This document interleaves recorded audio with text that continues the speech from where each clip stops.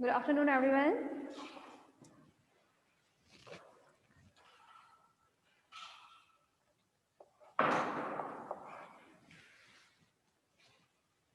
हाँ भाई, second year. आप लोगों के में जो भी टॉपिक स्टार्ट हुआ था वो है पाइला, है ना। इसमें हम किसकी स्टडी कर रहे हैं? पाइला के बारे में स्टडी कर रहे हैं। कल हमने पाइला के कवच को देखा था, है ना, कि उसका भाई पूरा स्ट्रक्चर देखा था हम लोगों ने किस तरह से। आज जो हम बात करने वाले हैं वो सिर्फ और सिर्फ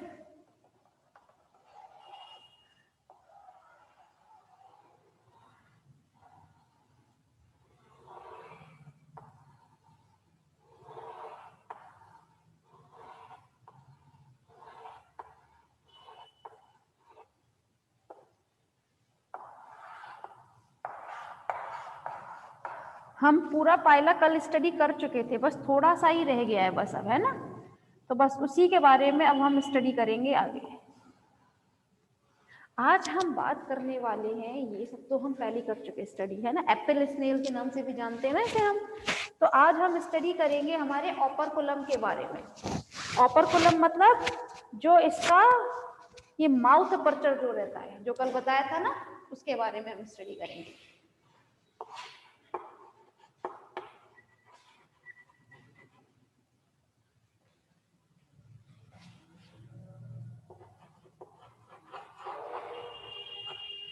ये जो ऑपरकुलम होता है क्लास, ये ऑपरकुलम इस पाइला के नीचे की तरफ व्यवस्थित रहता है, मतलब ये सिचुएटेड रहता है, ठीक है। इसमें से ये अपना क्या चीज बाहर निकालता है हमेशा? फुट, है ना। जैसे ही ये अपने फुट बाहर निकालना चाहता है अपने ऑपरकुलम की साइड से, क्या निकालता है अपना? ये ट्रायंगुलर शेप का फुट बाहर निकालता है, जिसकी हेल्प से ये लोकोमोट करता है, ठीक है। और इसे बनाता कौन है? ऑपरकुलम को बनाती हैं इसमें जो मेंटल मौजूद रहता है वो इसका निर्माण करते हैं, ठीक है। अब हम बात करें अगर इसके ऊपर, देखिए मैंने यहाँ पर बहुत सारी वो बनाई हुई है, ये ग्रोथ ऑफ लाइंस बनाई है। तो मतलब जो ऑपरकुलम होता है इस पर बहुत सारी ग्रोथ ऑफ लाइंस मौजूद रहती है, ना सिर्फ अंदर से, बल्कि अगर आप उसको मतलब बाहर से तो दिख ही रही हैं, आप इसको अंदर से भी देखोगे तो इसमें कुछ इसी प्रकार की कुछ लाइंस नजर आएंगी, जिसे हम बोलते हैं बॉस ऑफ ऑपरकुलम, ठीक है। तो चलो देख लेते हैं।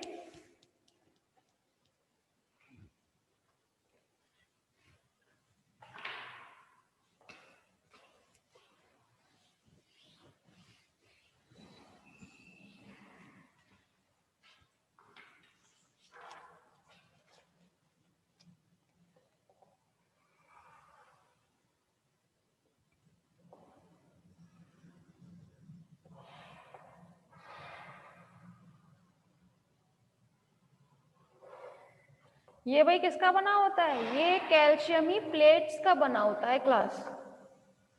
ये जो हमारी पीडल सेल्स सिक्रेशन करती है ना, उसकी वजह से ही तो इसका निर्माण होता है, जिस पर ये क्या लगी रहती है? ग्रोथ ऑफ लाइंस या फिर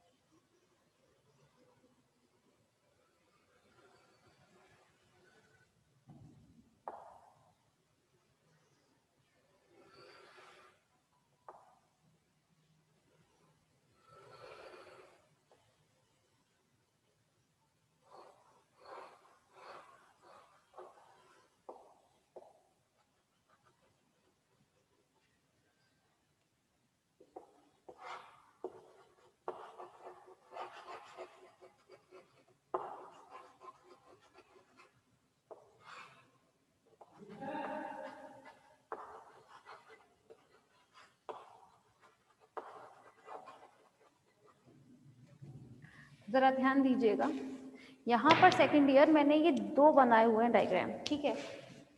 ये जो फर्स्ट डायग्राम है आपका, ये डायग्राम शो करता है उसका बाहर से, मतलब जो डोर्सल व्यू होगा, ठीक है, वो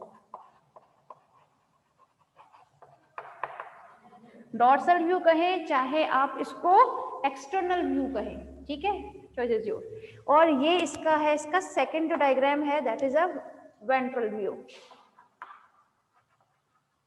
मतलब इंटरनल व्यू।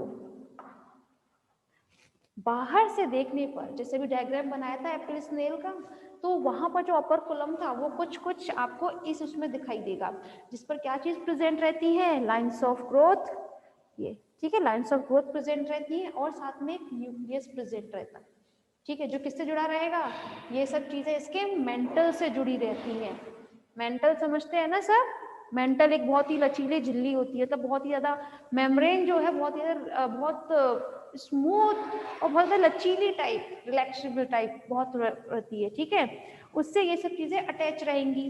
अब अगर हम इसे इस तरह से उठाकर देखें, अगर ये है, ठीक है, आपका अगर मुझे इसका इनर व्यू देखना है तो इसको कुछ इस टाइप से उठाना पड़ेगा, तभी तो मैं देख पाऊंगी। तो बस ओपर कॉलम को भी हमने ऐसे करके उठाया तो हमें जो व्यू मिला दैट इज दिस, ठीक है। इसमें क्या होता है, इसमें प्रेजेंट रहती है बॉस ऑफ ओपर कॉलम, मतलब इसमें बहुत ही ज्यादा, इसमें जो ग्रूव होता है बहुत ज्यादा गहरा होता है, ठीक है, और बहुत बड़े पार्ट में फैला रहता है, इसीलिए हम इसे क्या बोलते हैं, बॉस ऑफ ओपर कॉलम, ठीक है। ये सब चीजें किससे बताई थी, किससे जुड़ी रहेंगी, ये सब चीज जुड़ी रहती हैं आपकी मेंटल से, मेंटल से जुड़ी रहती हैं, ठीक है। और किसकी बनी होती है, कार्बोनेट की बनी रहेंगी, जिनका सीक्रेशन कौन करता है, जो पीडल सेल्स होती हैं, ठीक है, पीडल सेल्स ही तो इन सब का सीक्रेशन करती है, इसकी वजह से ओपर्कुलम बनता है। और ओपर्कुलम में से ही क्या चीज, फुट वगैरह जो है बाहर निकलते हैं, और लोकोमोट करने का तो प्रोसीजर आपको पता ही, किस तरह से कॉन्ट्रैक्ट करते हैं और रिलैक्स करते हैं, ठीक है। यहां तक ये सब चीजें क्लियर हुई। नेक्स्ट है आपका structure of shell.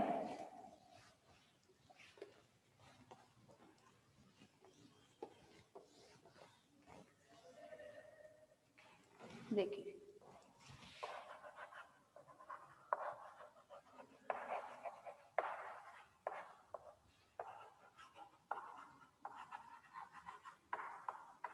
Structure of shell की अगर हम बात करते हैं तो फाइला का जो शेल होता है उसके 3 पार्ट्स होते हैं।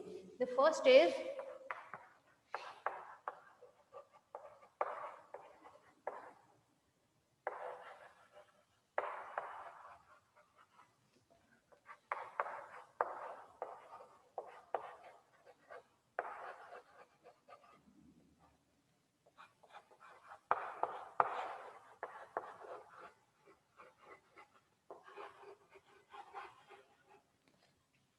पेरियोस्ट्रैकम, ऑस्ट्रैकम एंड नेक्रेस लेयर, ठीक है। तो इसमें ये प्रेजेंट रहते हैं, अब ठीक है। इसका ये जो शेल होता है, इसमें सबसे ऊपर की तरफ जो लेयर पाई जाती है उसका नाम क्या है, पेरियोस्ट्रैकम। देखिए नाम से ही पता चल रहा है, पेरी, पेरी मीन जो आउटर पार्ट है। आउटर पार्ट किसका आउटर पार्ट है, ऑस्ट्रैकम का, दिस इज ऑस्ट्रैकम, ठीक है। ऑस्ट्रैकम के ऊपर पाई जाने वाली जो लेयर होती है उसे हम क्या बोलते हैं, पेरिस्ट्रैकम, ठीक है। तो पेरिस्ट्रैकम जो होता है ये होती है बहुत स्पेशल टाइप के सब्सटेंस से मिलकर बनी होती है, जो होता है कॉन्च्योलिन।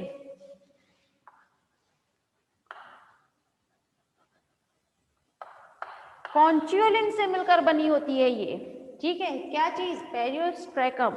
और ये किसके ऊपर पाई जाएगी लेयर, ये प्रेजेंट रहती है आपकी ऑस्ट्रैकम के ऊपर, ठीक है। अब पेरियोस्ट्रैकम के नीचे जो लेयर प्रेजेंट रहती है, मतलब जो मिडिल लेयर है, उसे हम बोलते हैं ऑस्ट्रैकम। क्या बोलते हैं, ऑस्ट्रैकम। ये ऑस्ट्रैकम जो है मिलकर बनी होती है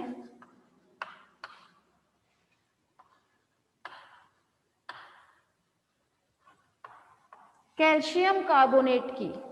किससे मिलकर बनी होती है? कैल्शियम कार्बोनेट की मिलकर बनी होती है।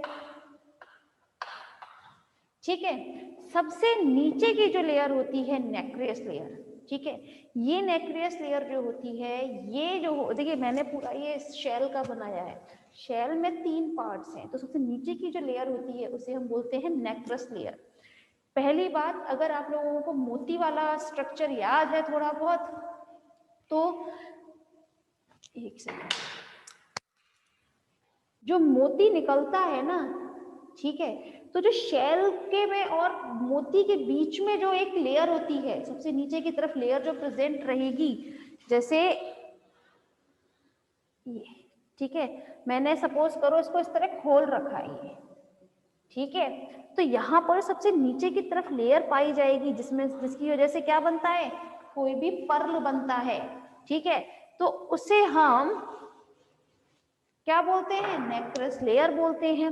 और ये नेक्रस लेयर जो होती है वो बनी होती है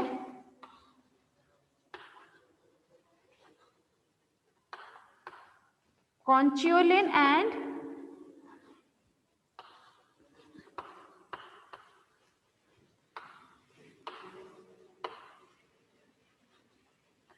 कैल्शियम कार्बोनेट के ऑल्टरनेटिव लेयर्स की वजह से।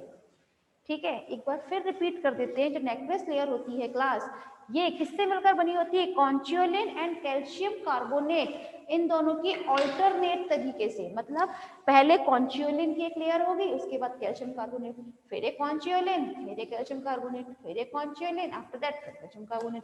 तो इस तरह से ऑल्टरनेट सिस्टम में ये दोनों लेयर प्रेजेंट रहती हैं, जिसकी वजह से क्या बनता है? आपका नेक्रेस लेयर बनती है। ठीक है, तो यहां पर हमने बात कर ली अपने स्ट्रक्चर ऑफ शेल। ठीक, क्लियर मैम? कॉन्जुएलिन क्या है? कौन है ये? छवि? यस, हाँ, ठीक है बेटा, ये कॉन्जुएलिन जो होता है ये स्पेशल टाइप का आपका प्रोटीन होता है, या आप ये कह सकते हैं ये भी कैल्सिफाइड होगा आपका, ठीक है, जिसकी वजह से ये बहुत अलग टाइप का सब्सटेंस होता है कॉन्जुएलिन, ठीक है, जिससे क्या बनता है आपका? पेरिस्ट्रैकम। क्लियर है? और अगर हम ये कहें कि इसी में पिगमेंट्स भी पाए जाते हैं, यस यस, ठीक है, गुड, इसमें पिगमेंट्स भी पाए जाते हैं। पेरिस्ट्रैकम जो होता है, सबसे ऊपर की लेयर जो होती है, इसमें क्या प्रेजेंट रहते हैं? कुछ पिगमेंट्स प्रेजेंट रहेंगे। और पिगमेंट्स मीन जिसकी वजह से आपके इस शेल का कवर डिसाइड होता है। शेल का कवर इट मींस कि वो कैसा होगा?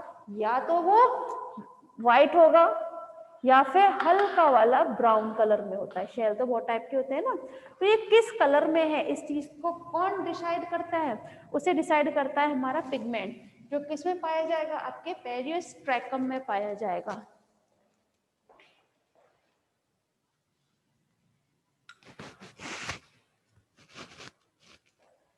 बेटा पर्पल किसमें देख लिया आपने? हेमिकोड्रेटा में।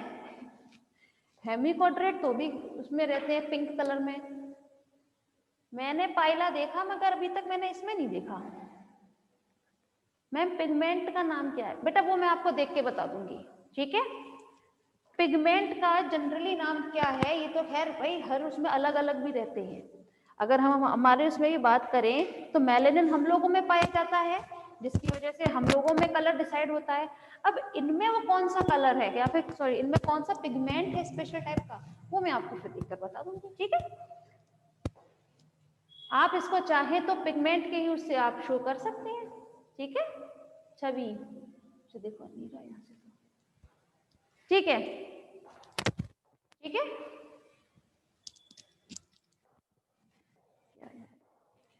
ठीक है, गुड।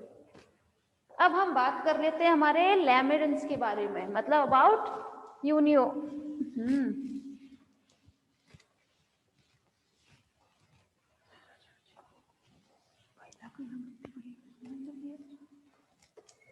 चलिए,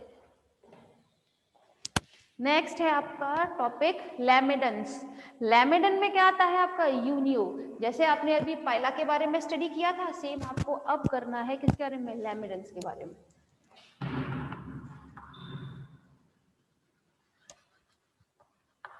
लैमेलिडेंस अदरवाइज यूनियो, ठीक है। अब हम बात करें अगर लैमिनिडेंस की, तो यूनियो जो है वो फाइलम नहीं, मॉलस्क में तो आता ही है, एंड क्लास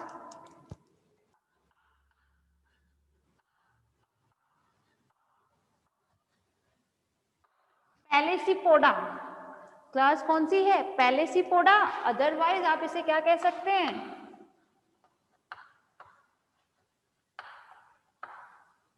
बाइवॉल्विया, ठीक है। नाम से पता चल रहा है, मैंने पहले भी इसको थोड़ा अच्छे से डिफाइन किया था। बाइवॉल्विया मीन इसमें क्या चीज प्रेजेंट रहेंगे, टू वॉल्व्स, जिसमें लास्ट टाइम बहुत अच्छा एग्जाम्पल भी बताया था ना, जिसमें से क्या बनते हैं, मोती, है ना, ठीक है। तो इसमें मतलब पैलेसीपोडा में कौन से आपके मोलस्क आते हैं जिनमें क्या पाए जाएंगे, टू वॉल्व्स प्रेजेंट रहते हैं, है ना। तो इसमें हम बात करने वाले हैं अपने यूनियो के बारे में। अब यूनियो में क्लास करते क्या है, जरा ध्यान दीजिएगा। यहाँ पर ये चीज तो क्लियर है कि बाइवॉल्विया में इसको हम क्यों रखते हैं। तो यूनियो, यूनियो भी आपके पाइला के जैसे ही होता है। यूनियो में सबसे ऊपर की तरफ एक वो प्रेजेंट रहता है, देखिए डायग्राम देखते हैं तो समझ में आएगा।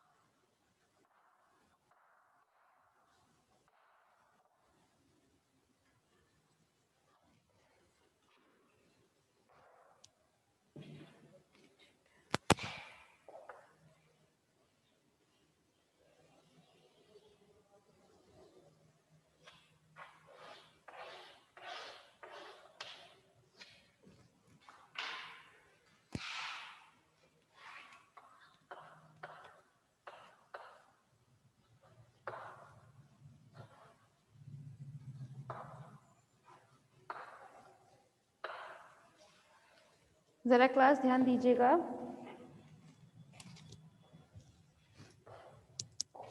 कुछ इस टाइप से आपका क्या दिखाई देता है, यूनियो दिखाई देता है। जैसे अभी आप लोगों ने क्या पढ़ा था, एप्पल स्नेल पढ़ा था।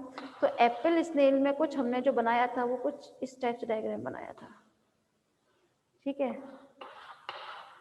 ना। इसी टाइप से तो बनाते थे। ऊपर की तरफ हमने एक छोटा सा एपेक्स बनाया था, है ना, और कहा था कि ये सबसे पहला आपका शेल होता है जो किसमें पाया जाता है, ये पाइला में पाया जाएगा, पहला शेल, फर्स्ट शेल, जिसको कौन बनाता है, बेबी पाइला बनाता है। यही बताया था, जिसे हम एपेक्स के नाम से जानते थे। बस उसी चीज को थोड़ा सा याद रखते हुए जरा इसके साथ जोड़ दीजिए उस चीज को। ये आपका जो यूनियो होता है, इसमें भी एक बहुत छोटा सा शेल प्रेजेंट रहता है जिसे हम बोलते हैं अम्बो। क्या बोलते हैं, अम्बो, ठीक है। जो ये सबसे ऊपर की तरफ प्रेजेंट रहेगा। ये इस अम्बो को कौन बनाएगा, अम्बो को बनाते हैं हमेशा बेबी यूनियो। ये भी सबसे फर्स्ट शेल होता है, ठीक है, जिसे कौन बनाता है? बेबी यूनियो बनाता है। और इसमें भी क्या चीज प्रेजेंट रहती है? आपकी लाइंस ऑफ ग्रोथ प्रेजेंट रहती है। हमने उसमें बनाई थी तो कैसे बनाई थी? कुछ इस टाइप से, है ना, वर्टिकल शेप में, लेकिन इसमें हॉरिजॉन्टल शेप में है लाइंस ऑफ ग्रोथ, क्योंकि इसमें जो स्ट्रक्चर रहता है वो कुछ इस टाइप का होता है। भाई ये बाइवॉल्विया है, तो बाइवॉल्विया कैसा है? ये ऊपर का वॉल्व एंड ये वेंट्रल लोब। ठीक है, ये देखिए जरा, कुछ इस टाइप से यूनियो बनाया है मैंने ये। ठीक है, अब सबसे बड़ी बात इसमें क्या आती है? इस जो दो आपके वॉल्व हैं, ठीक है, ये किसी चीज के द्वारा तो भाई जुड़े रहते होंगे ना एक दूसरे से, है ना? तो यहाँ पर इनको जोड़ने के लिए या फिर इन्हें बंद करने के लिए, खोलने के लिए, ठीक है, इसके लिए इसमें एक बहुत ही ज्यादा रिलैक्सेबल, मतलब बहुत ज्यादा इलेक्ट्रिसिटी वाला एक मेम्ब्रेन पाई जाती है, या मैं ये कहूँ उसमें एक लिगामेंट पाया जाता है, जिसे हम बोलते हैं हिंज लिगामेंट। क्या बोलते हैं उसे हम? Hinge ligament. ठीक है, क्या बोलते हैं उसे हम? हिंज लिगामेंट के नाम से जानते हैं। अब ऐसे माने आप, ये हैं दोनों इसके वॉल्व, ठीक है, अगर ये हिंज लिगामेंट नहीं होगा तो इसको यहाँ से जोड़ेगा कौन?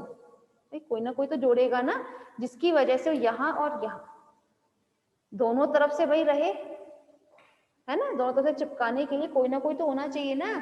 तो दोनों को भाई, दोनों ही वॉल्व को एक दूसरे से जोड़ने के लिए एक लिगामेंट पाया जाता है, जिसे हम क्या बोलते हैं? Hinge ligament. और इस हिंज लिगामेंट में कुछ डेंट्रिकल्स इस टाइप के कुछ स्ट्रक्चर पाए जाते हैं, थोड़े थोड़े से नुकीले टाइप। ऐसे इस लिगामेंट में क्या पाए जाते हैं? थोड़ी थोड़ी कुछ इस टाइप के स्ट्रक्चर होते हैं जो थोड़े से पॉइंटेड होते हैं। जब हम इन्हें, जब भी या फिर खुद भी इन्हें बंद करते हैं ना, तो ये आपस में इस तरह से फिट हो जाते हैं, ठीक है, जिसकी वजह से फिर ये खुलते नहीं है लिगामेंट। ये जो वॉल्व है ना, ये फिर खुलता नहीं है। किसकी वजह से नहीं खुलता है? ये हिंज लिगामेंट में जो डेंटिकल्स टाइप की क्या प्रेजेंट रहती है? इस टाइप से जो स्ट्रक्चर रहते हैं, जो एक दूसरे में इस तरह से फिट हो जाते हैं, ठीक है, जिसकी वजह से क्या होता है? आपका ये हिंज लिगामेंट जो है वो दोनों वॉल्व को आपस में जोड़े रखता है। ठीक है, यहाँ तो बात रही है। अब बात क्या कर लेते हैं कि इसमें भी अगर हम हिंज लिगामेंट को भी हमसे खोलें, अगर दोनों ही वॉल्व को खोलेंगे हम, तब हमें क्या दिखाई देगा? ये जो हिंज लिगामेंट है, हम यहाँ से तो खोल देंगे, पीछे की तरफ से तो फिर भी जुड़ा रहेगा ना। ये सबसे ज्यादा जो मोटा, थोड़ा थिक जो लेयर है, सबसे ज्यादा प्रेजेंट रहती है अंबों पर, सबसे ज्यादा थिक पाई जाती है अंबों की तरफ, क्योंकि सबसे फर्स्ट शेल होता है, उसके बाद ही तो बाकी सब बनते हैं धीरे धीरे, है ना, लाइंस ऑफ ग्रोथ वगैरह। तो यहाँ पर जो हिंज लिगामेंट है वो इन दोनों ही वॉल्व को एक दूसरे से इस तरह जोड़ने का काम करती है, ठीक है। अब इसमें कुछ ऐसे स्कार्स प्रेजेंट होते हैं यूनियो में, इसमें कुछ इस टाइप्स के स्कार्स प्रेजेंट होते हैं, जिसकी वजह से ये जो यूनियो है बहुत इजीली क्या कर लेता है? थोड़ा लोकोमोट कर लेता है। और ये स्कार्स होते हैं, स्कार्स मीन होते हैं कुछ मार्कर टाइप, ठीक है। जो स्कार्स होते हैं क्लास, ये होते हैं 5 टाइप के। कितने टाइप्स के होते हैं? 5 टाइप के होते हैं। तो चलें फिर जान लेते हैं।